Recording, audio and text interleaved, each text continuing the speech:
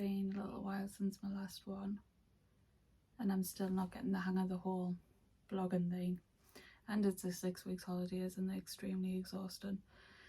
So I was gonna put my makeup on, do my hair, get dressed decently, and then I thought, why?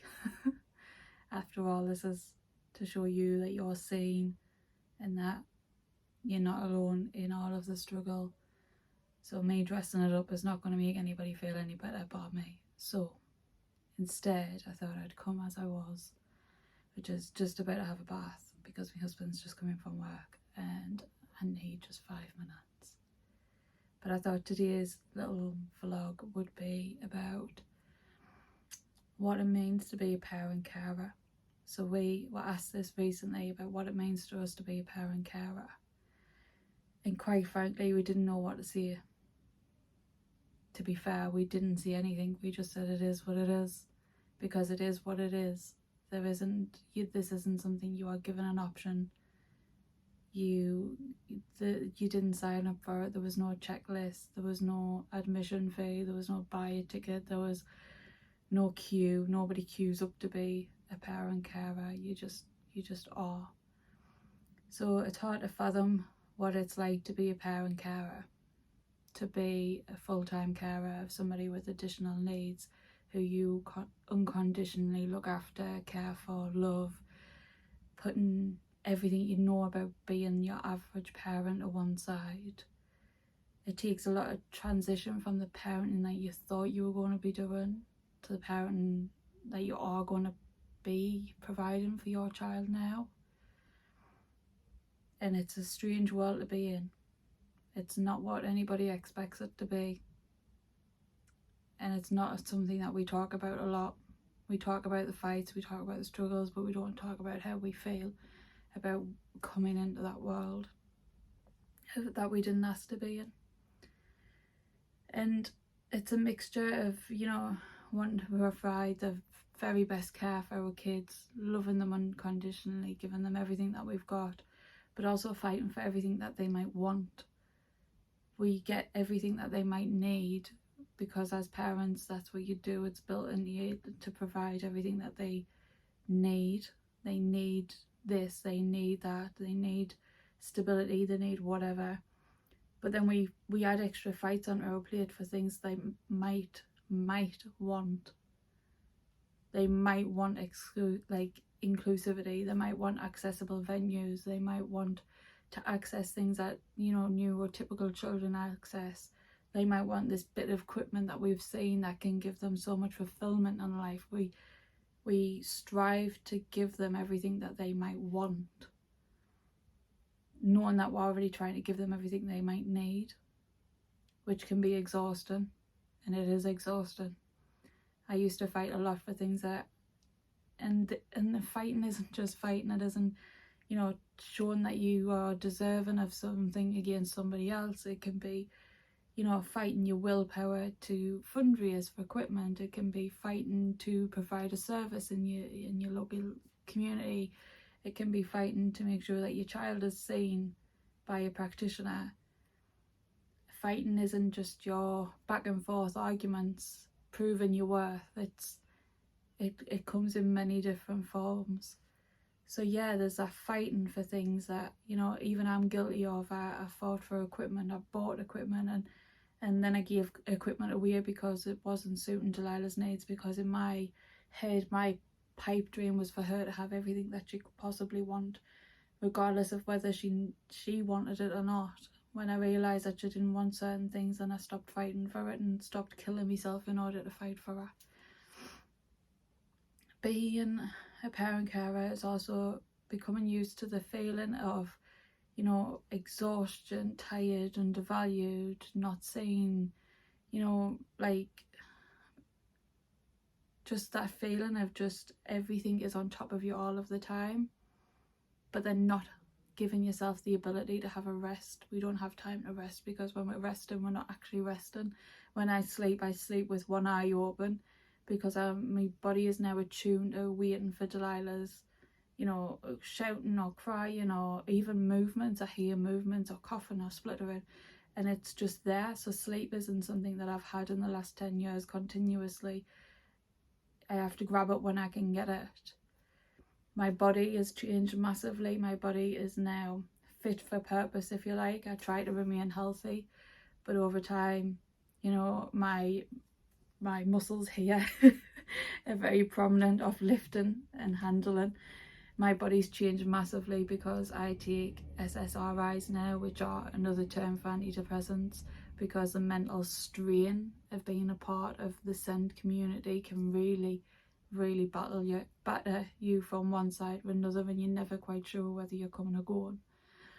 So over time, my mental health declined, and I got to a point where I really struggled, because it's almost frowned upon if you struggle in the SEND community, and it's frowned upon by other parent carers as well as outsiders who don't have a clue what we're going through.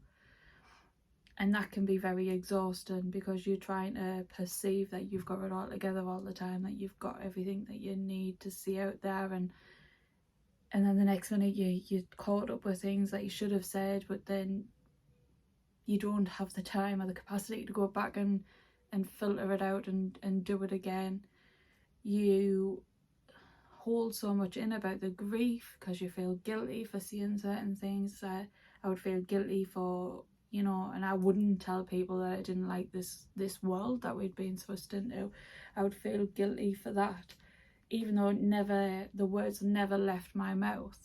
I would still feel guilty, and that guilt was something that I had to personally deal with, because I can either feel guilty about it even though I'm not harming anybody and chew myself up about it, or I can start saying it out loud. And when I started saying it out loud, there was people that didn't understand, and there's still not people that don't understand why they saying that I attack my child in the form of I'm always saying bad things about them. But I'm not always saying bad things about Delilah. I love her unconditionally.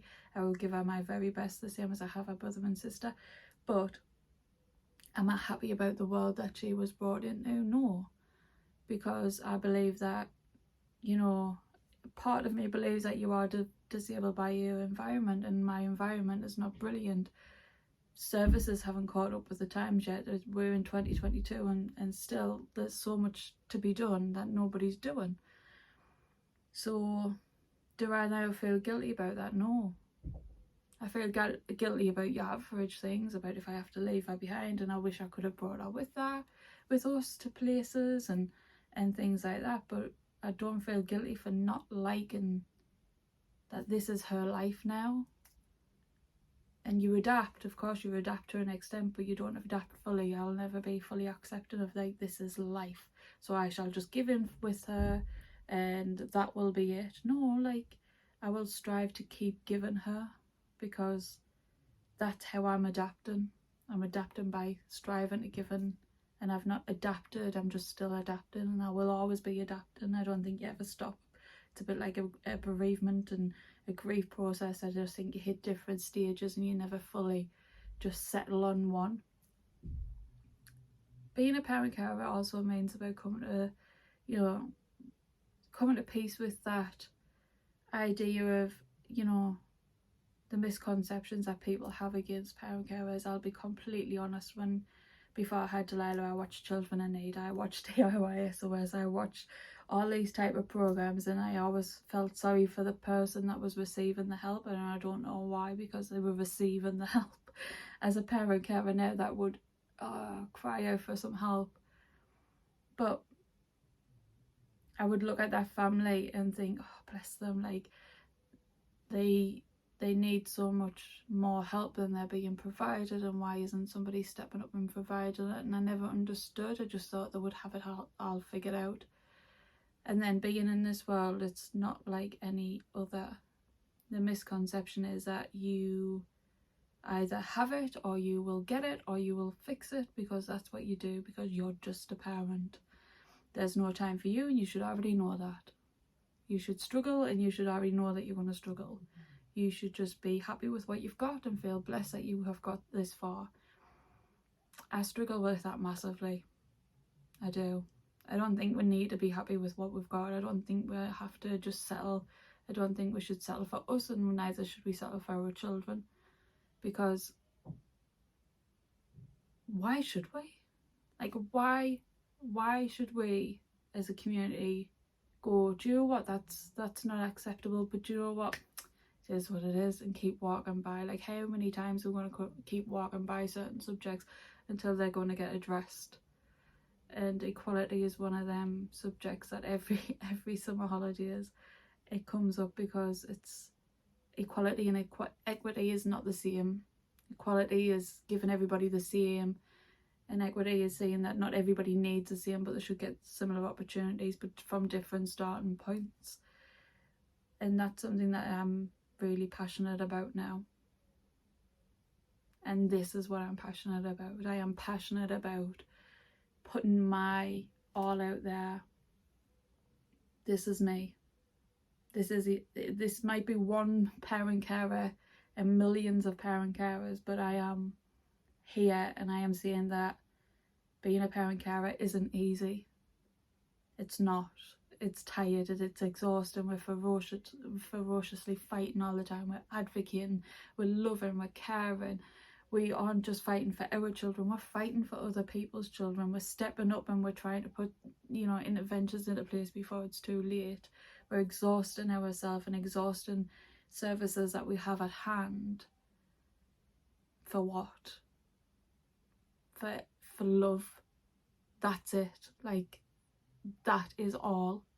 We don't want anything we're not entitled to. We don't want anything. Do you think we enjoy driving around in a wheelchair assisted vehicle? Do you think that is a freebie? Do you think that's some sort of like goal for us to get free stuff? Give me any normal car, any normal day of the week, if it meant that my daughter could walk, if it meant that we could go to the park and she could run amok like everybody else. Because my daughter isn't a part of her community. Physically disabled children are still left out. Accessible doesn't always mean accessible. So you want to know what it's like to be a parent carer, what it's like to have a child with additional needs, to be fighting all the time, to be worrying all the time, to not sleep, to always wonder when the next thing will be. Then it just is. Being a parent carer just is. It is our everything. It is what we get up in the morning and when we go to bed at night thinking about. It's everything. It's everything all day long. And we didn't expect to be here. We didn't expect to be dealt this card. But we're going to play the best out of our hand that we've gotten. God didn't bless us. We aren't strong. We aren't special. We're just human. We're human and we're trying to get through our days like everybody else. And on that note, I'm going to go and have 5 minutes. The rarest 5 minutes that I'll get this week. And I am going to send you all love and understanding. And I see you. And I am you. And you know where I am if you need me.